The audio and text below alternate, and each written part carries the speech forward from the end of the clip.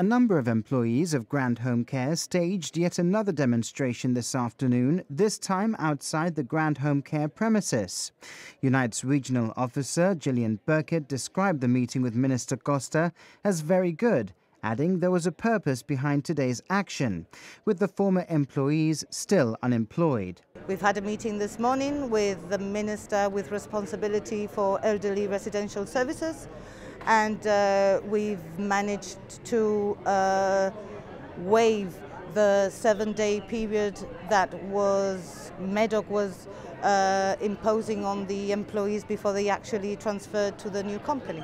How did you feel the meeting went this morning? It was a very good meeting. There was a representation of our members from Grand Home Care in that meeting, and they came out very content because obviously all they want is for them to start working as soon as possible, and with this waiving of the 7-day, it can be done.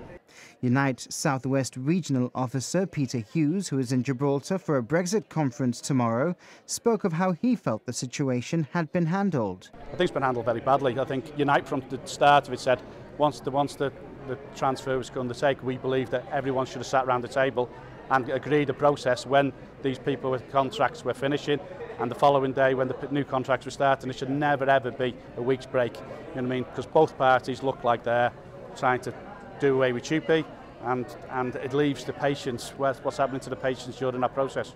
What should happen next?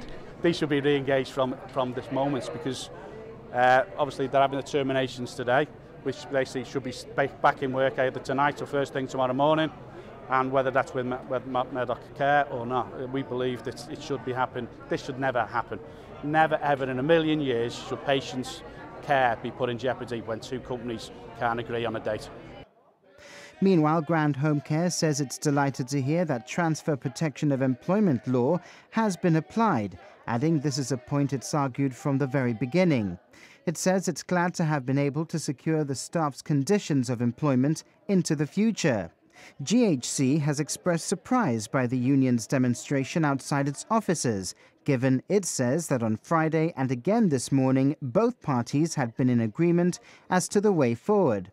It believes the demonstration was clearly aimed at trying to show Grand Home Care as the, quote, bad guys. The company claims the stumbling block today was the time it would take to process the 44 termination notices with the Employment and Training Board. It adds that given the Chief Minister's intervention and advice to the union, the terminations were agreed to be done immediately. Even then, it explains, an agreement had to be entered into to allow for any adjustments to be handed in to the ETB after the event. It believes this was a minor issue and has therefore taken exception to the union's choice action today.